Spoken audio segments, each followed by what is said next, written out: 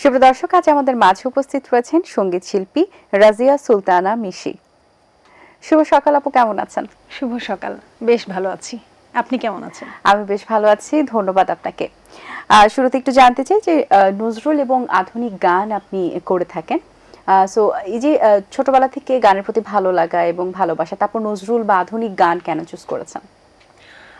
আমি আসলে মূলত নজরুল সঙ্গীতটাই শিখছি বহু বছর ধরে, এবং নজরুল সঙ্গীতই আমার প্রধান। আমি ছোটবেলা থেকে নজরুল সঙ্গীতের প্রতি খুব বেশি আসক্ত ছিলাম, ভক্ত ছিলাম। নজরুলের কবিতা, কাজী নজরুল ইসলামের গান এবং কবিতা এবং তার সমস্ত লেখা আমাকে খুব টানতো। তো তখন থেকেই আমি নজরুল সঙ্গীতটাই চর্চা করার চেষ্টা করেছি, এখনও চর্চা করছি। আর খুব রিসেন্টলি আমি আধুনিক গানেও যুক্ত হয়েছি, আধুনিক গানগুলোও করছি। বাংলাদেশ টেলিভিশন এবং বাংলাদেশ বেতারে আমি আধুনিক গানেও তালিকাভুক্ত হয়েছি, এরপর তো নিয়মিতই করা হচ্ছে। তাহলে শুরুতে একটু আপনার কণ্ঠে একটা গান শুনে নিতে চাই, তারপর বাকি আলোচনা। কোন গানটি শোনাবেন এবার? যেহেতু সকালবেলা চায়ের আড্ডা, আমি নজরুলের ভৈরবী রাগের উপর একটি গান করবার চেষ্টা করি। তুমি ভোরের শিশির, রাতেরও নয়ন পাতে, তুমি কান্না পাওয়াও কাননকে গো, ফুল ঝরা প্রভাতে, তুমি ভোরের শিশির। বাহ, সুন্দর, ধন্যবাদ আপনাকে। মৌলিক গানের সংখ্যা আপনার 6 থেকে 7টি রয়েছে। ছোটবেলা থেকে গান করছেন আপনি, কিন্তু মৌলিক গানের সংখ্যা এত কম কেন? মৌলিক গানটা করা হয়নি, যেহেতু নজরুলের গানটাই করছি। বললাম তো, ছোটবেলা থেকে আমি আসলে নজরুলের গান নিয়েই চর্চা করছি। তো নজরুল সঙ্গীতটাই সবসময় গাওয়া হয়, মৌলিক গানটা নিয়ে আসলে ভাবা হয়নি আগে। আচ্ছা, মৌলিক গানগুলো এখন গাইছি। হ্যাঁ, আধুনিক গান। আচ্ছা, সুরকার গীতিকার কারা ছিলেন? এক একটা গানের সুরকার গীতিকার আসলে এক একজন, যেমন মকসুদ জামিল মিন্টু ছিলেন, তারপর ইমামুর রশিদ খান, তারপর ছিলেন হচ্ছে সরোয়ার হোসেন, তারপর ছিলেন আরো অনেকেই ছিলেন, মুন্সি ওয়াদুদ। আচ্ছা, নতুন প্রজন্মে তো অনেকেই গান করছেন, তাদের মধ্যে কার গান আপনার বেশ ভালো লাগে? লুইপার গান আমার বেশ ভালো লাগে, তারপর লিজার গান ভালো লাগে, কনা আপু আছে, ভালো গায় সবাই। আর যদি boli 90s এর যাদের গান শুনতে শুনতে আমরা বড় হয়েছি, তাদের মধ্যে আসলে আপনার পছন্দের তালিকায় কারা কারা রয়েছেন? অবশ্যই অনেকে, বাট তার মধ্যে অন্যতম কাদের কথা বলতে ইচ্ছে করে বারবার?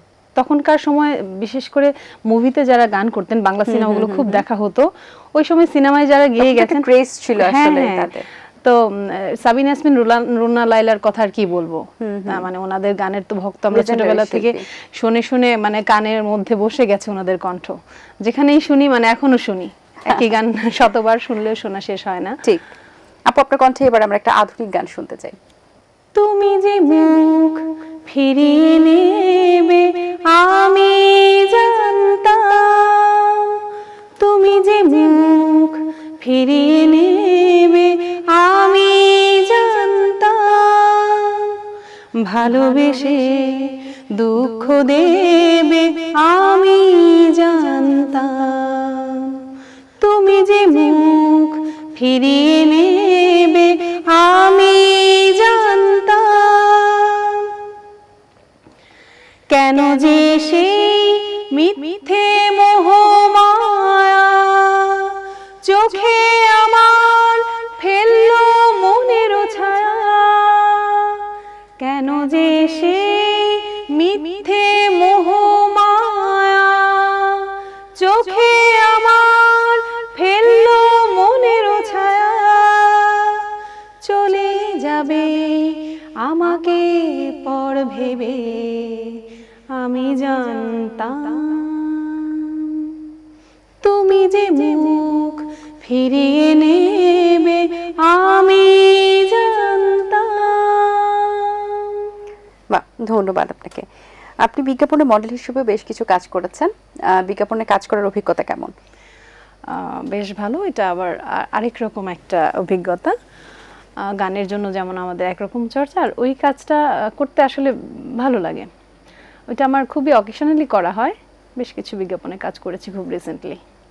আচ্ছা, আপনি ছায়ানটে আছেন, ছায়ানটে কাজ করার অভিজ্ঞতা কেমন সেখানে? ছায়ানটে আমি গান শিখেছি, ছায়ানটে আমি নজরুল সঙ্গীতের উপর সবগুলো কোর্স কমপ্লিট করেছি এবং কিছুদিন আমি ক্লাসিক্যালেও তালিম নিয়েছি।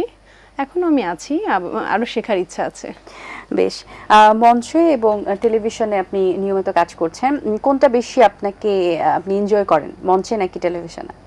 টেলিভিশনে কাজ করা হয় বেশি, কিন্তু মঞ্চে ভালো লাগে বেশি, কারণ দর্শকের সাথে একদম সামনাসামনি একটা অনুভূতির প্রকাশ করা যায় এবং তাদের যে অনুভূতি সেটাও নিজের চোখে দেখতে পাওয়া যায়। তো আবেদনটা অনেক বেশি থাকে তখন, মানে ভালো লাগাটা, বিশেষ করে কানেকশনটা থাকে শ্রোতাদের সাথে একদম সরাসরি, রিঅ্যাকশনটাও বোঝা যায়। হ্যাঁ, ভালো লাগে, ভীষণ ভালো লাগে। আচ্ছা, আপনি জবও করতেন, এখন করছেন না, না করার পেছনে কারণ এবং কোথায় করতেন? আমি জব করতাম একটা সোশ্যাল এন্টারপ্রাইজে, ডিনেট এইচআরে কাজ করতাম। তো আমি গানটাতেই বেশি সময় দেওয়ার চেষ্টা করছি, কারণ জবে আমার অনেক কারণে কি জবটা ছাড়া হয়েছে? হ্যাঁ।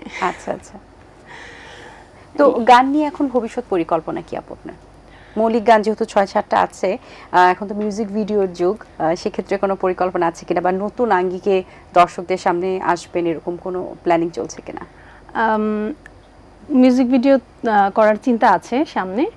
আর আসলে তো নজরুল প্রধান আমার, তো নজরুল সঙ্গীতটা তো চালিয়েই যাব এবং চর্চাটা এখনো অব্যাহত আছে, চালিয়ে যাবার ইচ্ছা আছে। নজরুল সঙ্গীতে অনেক কিছু শেখার আছে, ওই শিক্ষাটার পিছনে আমি বেশি সময় এখনো ব্যয় করছি। আর পাশাপাশি কিছু মিউজিক ভিডিও নিয়ে কাজ করব, এটাই ভবিষ্যৎ পরিকল্পনা। আরো ভালো কিছু সামনে নিয়ে আসার ইচ্ছা আছে। আচ্ছা, উদ্যোক্তা হিসেবে কাজ করছেন, আপনার একটি প্রতিষ্ঠান রয়েছে, প্রতিষ্ঠানটি সম্পর্কে জানতে চাই। আচ্ছা, এটা আমার একটি শখের প্রতিষ্ঠান, এটা হচ্ছে গ্রিন ওয়ান্স, এটা একটা ব্যবসা প্রতিষ্ঠান। তবে এটা হচ্ছে একটা বায়োডিগ্রেডেবল প্রোডাক্ট নিয়ে কাজ করি আমরা। এখানে হচ্ছে যেহেতু পরিবেশ বান্ধব একটা প্রোডাক্ট, সুপারি পাতার খোল দিয়ে প্লেট বানানো হয়, ওয়ান টাইম প্লেট, যেটা পচনশীল, ফেলে দেওয়ার পরে পলিথিন বা ওয়ান টাইম অন্যান্য প্লাস্টিকের প্লেটের মতো মানে হবে না, ওটা মাটির সাথে মিশে যাবে। আচ্ছা, তো এটা আসলে আইডিয়া, শখ থেকেই করা, তো চলছে। আচ্ছা, এই মুহূর্তে আপনার কণ্ঠে আরেকটি গান শুনতেছি, আপনার কোনো পছন্দের বা পছন্দের শিল্পীর? আমার আপনার আপন যে জন খুঁজি তারে আমি, আপনায় আমি শুনি যেন তার চরণের ধ্বনি, শুনি যেন তার চরণের ধ্বনি, শুনি যেন তার চরণের ধ্বনি, আমারি তিয়াসী বাসনা আমার আপনার যে আপন যে জন খুঁজি তারে আমি আপনায়। দারুণ, অসংখ্য ধন্যবাদ আপনাকে। গানের তো আমরা এখন নতুন নতুন রিমিক্স আকারে দেখতে পাচ্ছি, ফিউশন আকারে দেখতে পাচ্ছি। সো গানের যে, এবং স্পেশালি যদি বলি পুরোনো দিনের গান নতুন করে কাভারের ক্ষেত্রে বিভিন্ন মিউজিক অ্যাড করা হচ্ছে, রিমিক্স অ্যাড করা হচ্ছে, এই বিষয়গুলো আপনি কিভাবে দেখেন? আসলে আমাদের জেনারেশন, এক একটা জেনারেশন অনেক কিছু পাচ্ছি, যেমন মানে জেনারেশন গ্যাপ বলে যেটা কথা, এখনকার তরুণ সমাজ যারা, তারা কি শুনছে, তারা কোন দিকে যাচ্ছে, তাদেরকে আসলে গানগুলো শোনানোর প্রচেষ্টাই এই ধরনের এই মিউজিক ভিডিও বলেন বা পুরোনো দিনের গানগুলোকে নতুন আঙ্গিকে তাদের কাছে তুলে ধরার একটা চেষ্টা চলছে। কিছু কিছু হয়তো সুরের পরিবর্তন করলে আমি একেবারেই তার পক্ষপাতী না, তবে পুরোনো দিনের গানগুলোকে যদি নতুনভাবে আরও সুন্দরভাবে প্রেজেন্ট করে নতুন প্রজন্মের কাছে তুলে ধরা যায়, যাতে তারা বাংলা গানের প্রতি আগ্রহী হয়, বাংলা গান শোনে, বাংলা সংস্কৃতির প্রতি তারা ঝোঁকে, সেই উদ্দেশ্যে করলে অবশ্যই সাধুবাদ জানাবো। জি, ধন্যবাদ আপু, খুব ভালো লেগেছে কথা বলে, অনেক শুভকামনা রইল আপনার জন্য, ভালো থাকবেন। দর্শক, আশা করছি আজকের আয়োজন ভালো লেগেছে। আজ এই পর্যন্ত, দেখা হবে আগামী পর্বে। সেই পর্যন্ত ভালো থাকুন, সুস্থ থাকুন এবং এটিএন বাংলার সাথেই থাকুন। আল্লাহ হাফেজ। দিন আসে দিন যায়, সময়টা চলে যায়, তবু আছি এই বেশ ভালো।